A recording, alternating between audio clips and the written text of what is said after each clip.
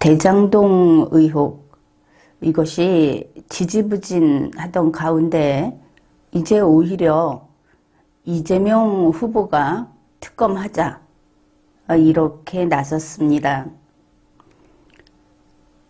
그동안 우리는 실제로 뉴스를 보면서 이 사람들이 주된 행동력이었다 하는 사람들이 나왔는데, 고작 3억 이렇게 그들이 책임을 져야 되는 액수가 대폭 줄어들어서 좀 한편으로는 이거 제대로 책임을 묻지 못하는 것인가, 정말 수사를 엉망으로 하는 것인가, 이런 생각이 더 많아질 수밖에 없었습니다.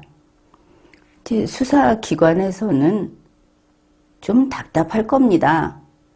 자기들이 실제로 열심히 안 하는 것도 있기는 있지만 그렇게 축소해서 일부만 다루려고 한 것이 아니고 뭔가 법적으로 걸 수 있는 걸 찾다 보니까 그렇게 줄어들었다.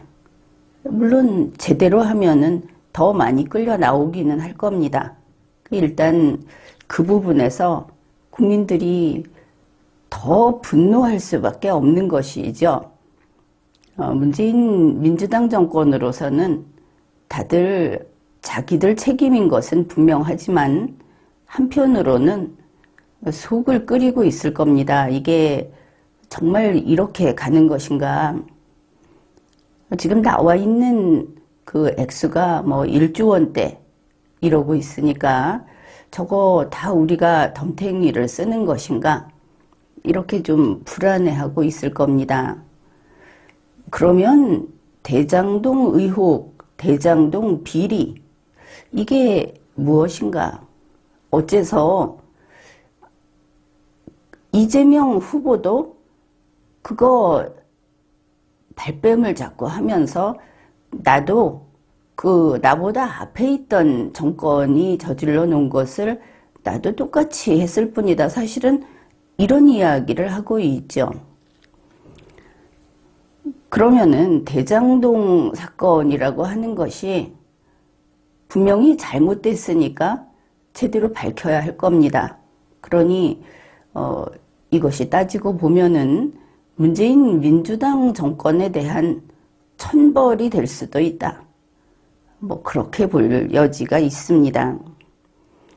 왜냐하면 잘 생각해 보십시오. 이 대장동 의혹이라는 것은 이재명 성남시장이, 좌파인 이재명 시장이 아주 열정적으로 추진을 했던 그런 일입니다. 실수도 범죄도 아닌 혁명이었던 것이죠. 좌파들이 과업을 수행했던 것이다. 그래서 이재명 시장은 그때의 성과를 계속 자랑했습니다. 내가 이만큼 이루어냈다. 그런 것을 토대로 대선 후보까지 나온 것이 아닌가, 그렇게도 볼 수 있겠죠.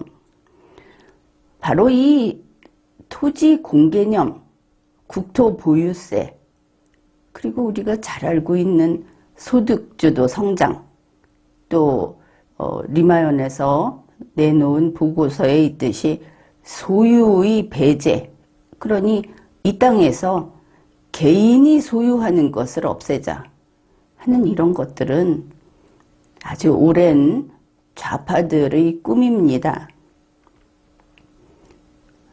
이 부분이 중요합니다.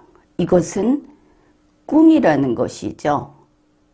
현실이 아니고 행정도 아니고 국가가 건드릴 수 있는 것도 아니고 그냥 꿈이었는데 꿈을 그대로 실행을 해버리면 천벌이 내려온다, 이것을 알 수 있는 겁니다.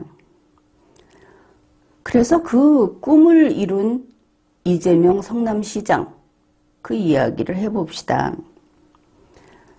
좌파들이 그전 과정은 그렇죠. 그 전에 있던 시장을 시민운동하면서 몰아냈습니다. 그것도 우리 성과다 자랑하고 있죠. 그리고 역시 좌파들이 표를 줘서 그래서 이재명 씨를 성남시장으로 만들었습니다. 보면은 범죄도 저질렀고 실정법 위반했죠. 그리고 거칠 것 없이 대한민국의 법질서에 덤벼들었습니다. 이 혁명을 위해서 대단한 사람이죠. 그래서 그가 시장이 되니까 대장동 사건을 일으킨 겁니다. 그때는 뭐 사건도 아니고 대장동 혁명 과업이라고 하면 딱 맞겠습니다. 그런데 지금은 그 과정이 어떻게 됐는가를 보려는 것이 아니고 그래 이 대장동 사건 그때 뭐 2014년 2015년 그때 이재명 시장이 1조 원짜리 과업을 건드린 것이냐, 그게 아니라는 것이 아주 중요한 부분입니다. 우리 모두 지금 잊고 있죠. 이재명이 1조 원대를 주물렀다. 그리고 이거 토지 공개념, 공공소유, 공유제 이거를 실현하려고 했다. 그러니까 이재명이 아니 무슨 소리냐, 나는 그런 거 꿈도 꾼 적 없다. 이렇게 서로 의사소통이 안 되고 있죠. 그야 당연한 겁니다. 지금 이렇게 돼 있죠. 대장동 개발이라고 하는 시에서 지방정부가 요즘 말로 해서 그래서 시작한 사업인데 거기에 와서 줄 서 있는 개인들에게 돈을 벌게 해준 그런 것입니다. 그런데 뭐 성남 도시개발공사에서는 얼마를 가져가고 그리고 이 민간 부분에서는 얼마를 가져가고 했지만 그게 그 당시에 1조 원은 아니었다는 것이죠. 뭐 1,000억 원, 뭐 2,000억 원 이런 이야기가 나왔습니다. 적다는 것은 아닙니다. 지금 이들이 눈이 휘둥그레지는 것은 우리가 그렇게 엄청난 죄를 저질렀는가, 그거를 지금에 와서 어제 깨닫기 시작을 한 겁니다. 그러니 그때는 뭐 2, 3천억 이렇게 봅시다. 2천억 뭐 이 정도 돈을 주무르면서 그것도 큰 돈인데 그걸 가지고 1,000억 띄어서 공공사업에 쓴다. 공공이 가진다. 이렇게 했던 겁니다. 그런데 왜 지금 액수가 이렇게 늘었을까? 이재명 후보가 문재인 씨를 보면서 하는 이야기가 그거 아닙니까? 내가 좀 얻어맞으면서 입 다물고 있을 테니까 나 대통령 밀어달라. 왜냐하면 그거 7, 80%는 문재인 정권 잘못이다. 둘이 만나서 아마 그랬겠죠. 그러니까 이 좌파들의 꿈을 실행하는 과정에서 이재명 시장은 뭐 한 1,000억 원 정도를 넘겨주고 혁명 과업을 수행하려고 한 겁니다. 좌파 세상을 위하여. 그랬는데 이제 뭐 양쪽하고 이러고 나머지 도시개발공사도 좀 가져갔고, 그리고 나서 지금 현재의 것은 그렇죠. 여러분이 잘 알고 있을 겁니다. 바로 문재인 민주당 정권이 문재인 씨가 집값을 폭등시키는 바람에 부동산 가격이 갑자기 저렇게 뛰는 바람에 그래서 1조 원이 돼버린 겁니다. 그러면은 이거를 어떻게 이야기를 할 것인가? 그거야 이재명 씨나 문재인 씨나 동지 아닙니까? 혁명 동지. 똑같은 좌파의 꿈을 가지고 뭐 목숨까지 바칠지는 모르겠지만 하여간 한마음 한뜻으로 이 좌파 혁명을 진행시켜온, 게다가 이제 돈까지 움켜쥐어서 1조 원대 비리 사건을 이제 만들어낸 겁니다. 그러니 이럴 때 붙이는 이름이 있죠. 경제공동체. 이재명과 문재인은 경제공동체고 대장동 비리 이 사건은 두 사람이 경제공동체로서 주범이다, 수괴다 이렇게 말을 할 수 있을 겁니다. 수사를 해봐야 알겠지만 현재 나와 있는 구조는 바로 이렇다. 그렇게 봅니다. 현재 이재명 후보는 이거 특검하자. 그렇지만 2004년부터 다시 해오자. 맨 처음 시작할 때부터 하자.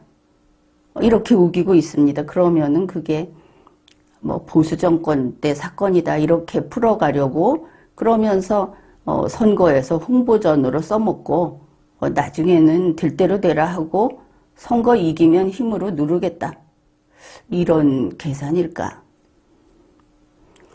그렇지만 이 사건이 1조 원 사건이 된 것은 바로 문재인 정권 때문이다.